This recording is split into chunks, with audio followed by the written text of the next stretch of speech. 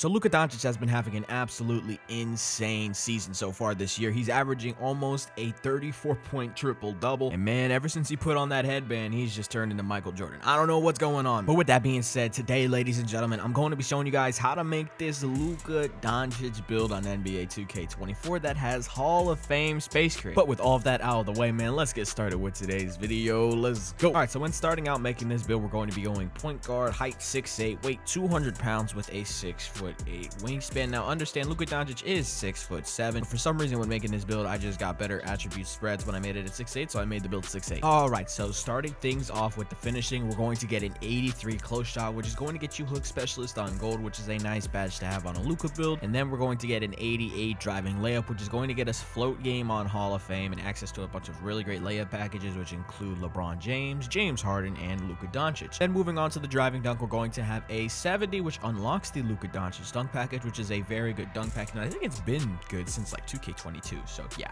make sure you put that one on. And then going on to the post control, we're going to have an 85, which is going to get you badges like post spin technician on gold, unpluckable on silver, and post fade phenom on Hall of Fame, which is very, very good in this year's game. All right, so now let's take a look at the finishing highlights on this build. And before we actually get started talking about the build, I just want to say Happy New Year's to everybody. And you know what? Comment down below what your New Year's resolution is going to be. Man, listen, I know it's something that's kind of perceived as corny to some people, but listen, I like just being self-aware at the beginning of the year of some of the things that I need to improve on, and you know, just writing them down and trying to be better. Now listen, man, this build, when it comes to finishing, is actually really good. It's great when driving to the rim, going with a bunch of layups. You have your euros, your hop steps, your spins, the floaters. The floaters this year are absolutely insane. You definitely got to try those out. And then when you get in the post, you can hit them with the post fades, the post hooks, the post hop shots, the up and unders. The up and unders are really good this year because once somebody sees you hit a shot a specific way and then see that exact same shot again, they're going to want to jump at it. That's what happens a lot with me using the Kobe Bryant post hop shot. Go for the shot the first time, hit it. Second time, I'm faking it, and more than likely they're going to jump. And when they jump, you can either hit them with the up and under and sometimes draw a foul and get the and one as well, or you could just slide right past them and hit them with the layup on the up and under. You know, man, when it comes to finishing on this build is very freaking solid. And I think finishing is actually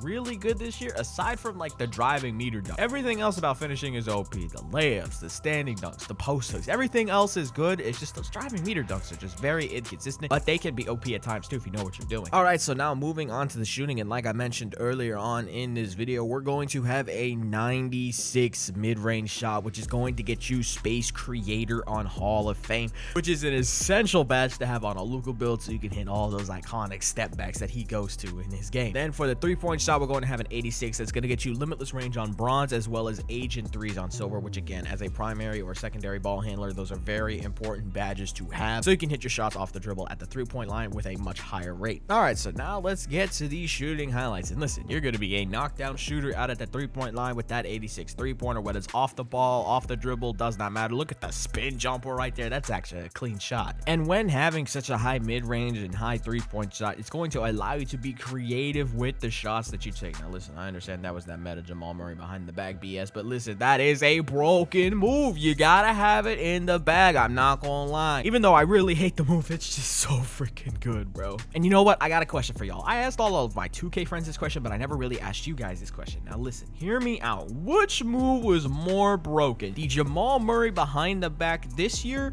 or the Russell Westbrook moving crossover last year on 2K23? Because if you remember with those like standstill like crossovers that you could do, that Westbrook stuff was disgusting in park and rec. It was just one of the most broken moves last year, especially since it didn't cost adrenaline in a year where adrenaline moves were usually taken from any dribble move you did. Now anyways, back to the shooting on this build. Listen, the shooting is so good on this build that like honestly, aside from like when I make NBA players where I have to put high driving layup, if I'm making a build that like I don't have to put driving layup on, I don't know if I'm going to. Listen, I understand I just said driving layup is so good, blah blah blah, yada yada yada, but listen to it is just so easy to get to that midi fade, bro. Every person I play, they always give up the midi fade, bro. They'll take away my drive, they'll take away my three, they'll never give up that midi fade. And the midi fade is just so easy to get to. It's easier to get to than getting to like a floater. I promise you, sometimes you'll just get weird animations on floaters that'll get you contested or it'll get you blocked. And with the midi fades, it is always the exact same animation, which is the one thing that makes it very, very good. And the one thing when it comes to midi fades in comparison to drives, when you drive, people are going to send help D. The center's going to want to drop, power forward's going to want to drop. You're going to get help D when you drive to the paint, so you got to swing out to your teammates. But when you're shooting that midi fade, nobody's really sending help D on the midi fade. If you beat your guy and you can get to that midi fade, no big is stepping in PNR this year to guard the midi fade, especially in random rec. That's a free shot. But speaking of shots, man, listen, this is the jump shot I was using for today's video, and I think this is going to be my go-to jump shot once I do get the timing down a little bit more consistently, because it is a very fast shot for T-Mac. So obviously the base is going to be Tracy McGrady, and releases are going to be Tari Eason, which is the fastest release in the game, and tested by 2K Toots, it's got the lowest contest percentage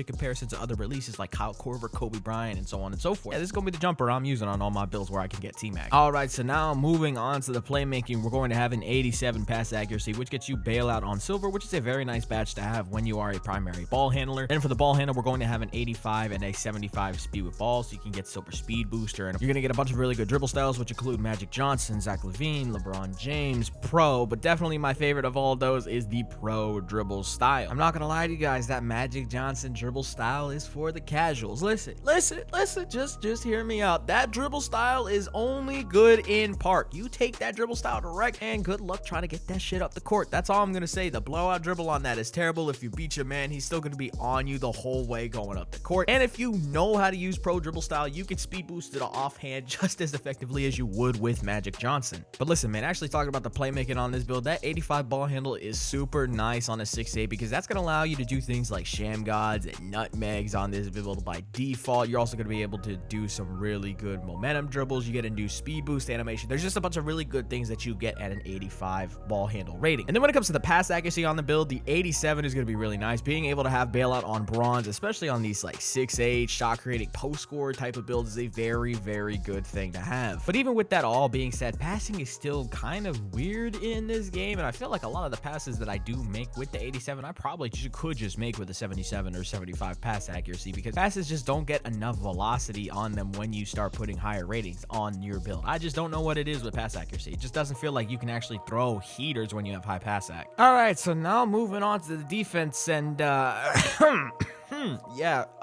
a whole lot. You get 75 perimeter defense for bronze clamp. Listen, I get a lot of heat for putting 75 perimeter defense on some of these offensive heavy builds, because y'all say y'all can't get stops with 75 perimeter D, and we gotta talk, bro. If you can't get a stop with bronze clamps, and you're gonna make it sound like the guy's gonna drop 30 on you because you have bronze clamps, bro, you gotta get it together. Then when it comes to the defensive rebound, you do get 77, which will get you bronze rebound chaser as well as silver box out piece, which is nice to have on this build. And listen, man, although you do not have a high steal rating on this build, you could definitely still get bump steals if you put yourself in the right position. And one other big thing with this build too is you're going to get an 84 strength, which is going to get you that immovable enforcer on silver, which is actually a really good defensive badge, and it's going to make up for the fact that you do not have high perimeter defense.